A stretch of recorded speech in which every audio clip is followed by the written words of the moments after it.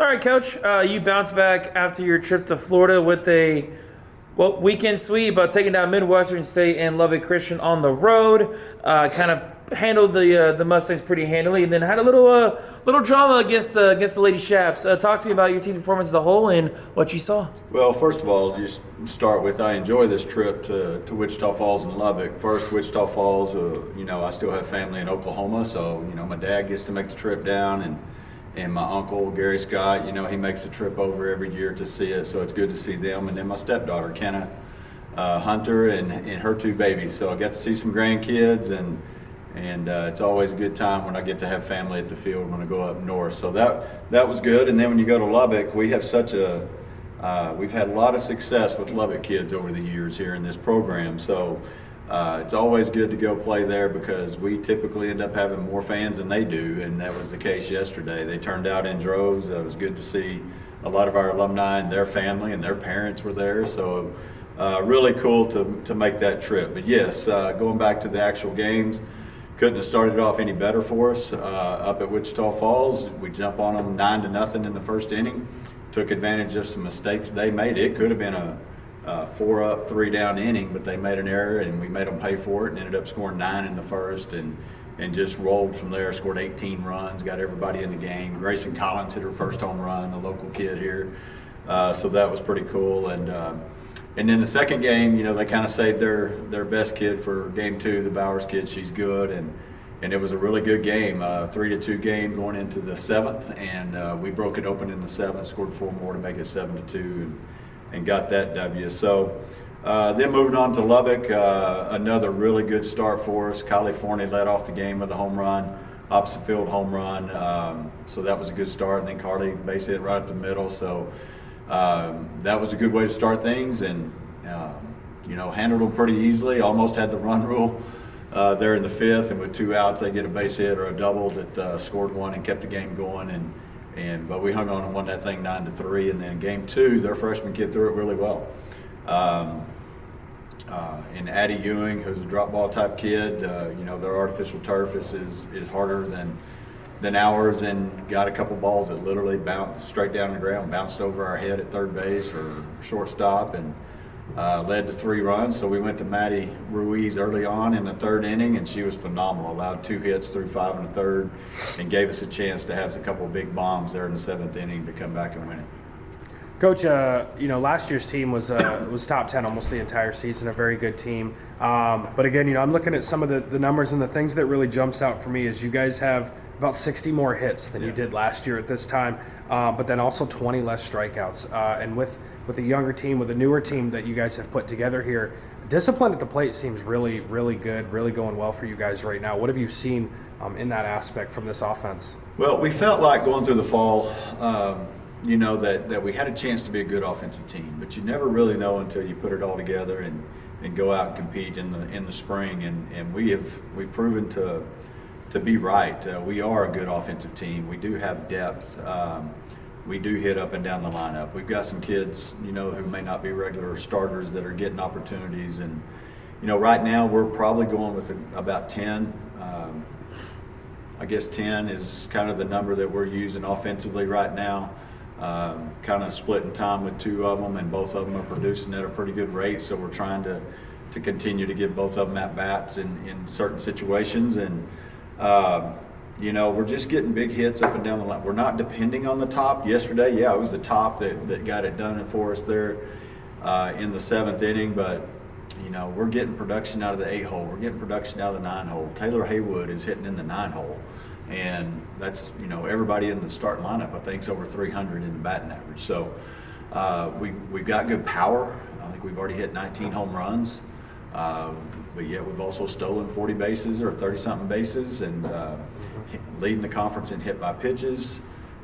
So we're doing a lot of things really well offensively, which creates a lot of problems for our opponents. And we really took advantage of some mistakes that they made this year. We talk about that a lot. Hey, if they give us more than 3 outs an inning, we need to score.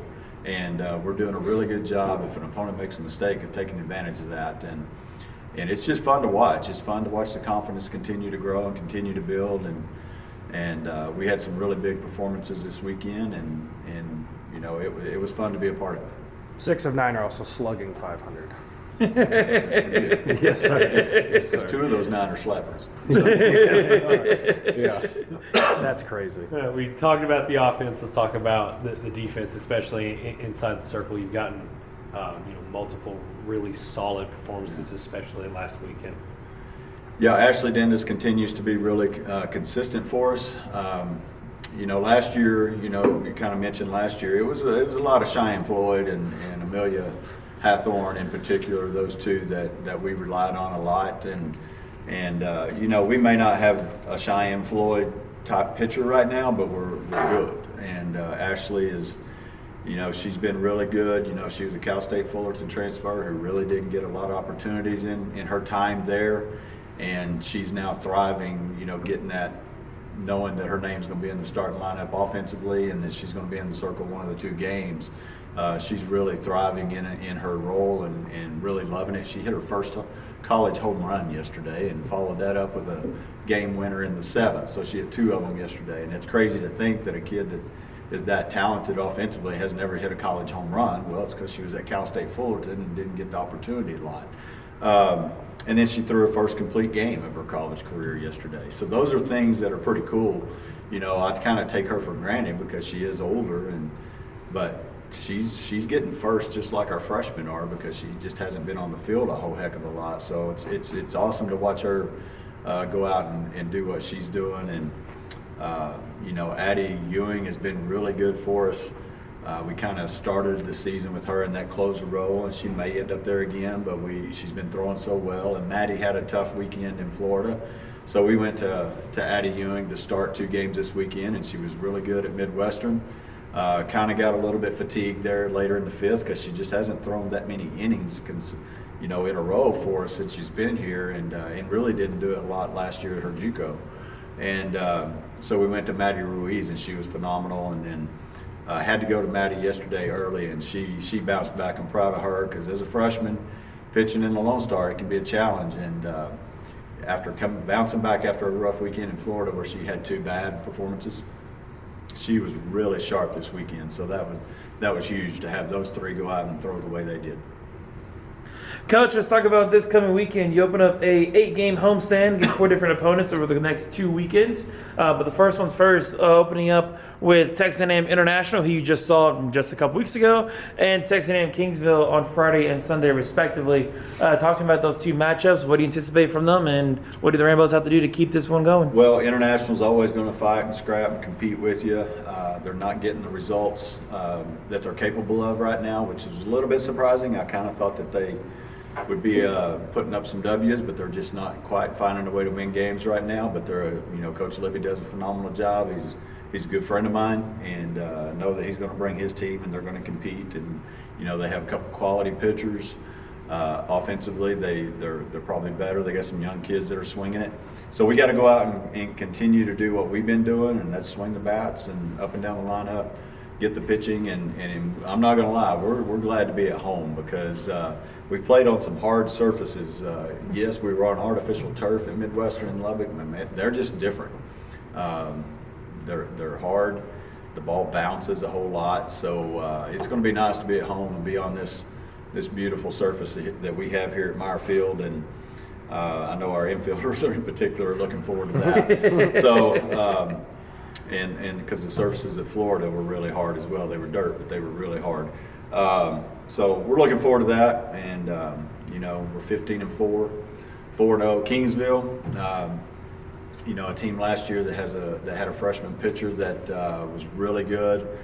She's not playing this year.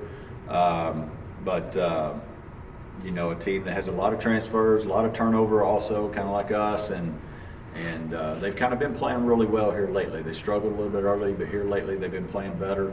I think they went 2-2 this last weekend. I think Tyler got them both games in pretty close games, but they swept Texas Women's, if I'm thinking correctly. So, another team that we got to go out and play well against. We're going to have to do some homework this week because they do have so many new kids and the pitchers that they've got. We didn't see them at all last year, so we'll have to do our homework as a coaching staff to make sure that we're prepared there. But, I want to go back again because we had some really big performances. Tatiana Trotter, it's it's a big weekend for her. She's a Lubbock kid, so massive crowd, and she gives a lot of lessons to kids over the break and over the summer. So it was pretty cool to see some of those young kids wearing the Trotter jersey around at the ballpark, and her family and a lot of friends there. And same thing with Zoe Cifuentes. She's from La Mesa, and her high school coach Vanessa Rodriguez played for me here at Angelo, and that was a really good phone call from Vanessa. Thank you again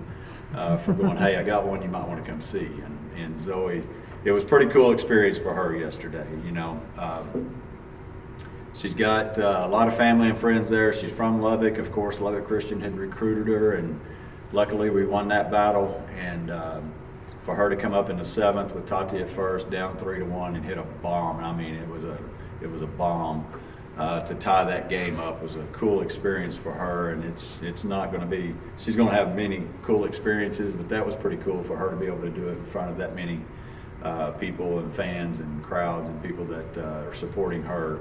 So I know she was walking on cloud 9 after the game, and that was pretty cool. So we appreciate everybody coming out yesterday. It was a cool environment for us to be in, to have more fans than the home team, and that was a pretty cool deal. So we do also have our alumni game scheduled this Saturday for 2 o'clock start. Hopefully we can have some alumni back. We'll just kind of see how that goes. But that's always a lot of fun to get those alumni back and try to figure out how to enjoy them this weekend and try to honor them and see if we can get them to, if they can come to the game Friday or Sunday, get them to throw out the first pitch and things like that. Absolutely. Cool. Awesome, Coach. Thank you for your time. Good luck this weekend.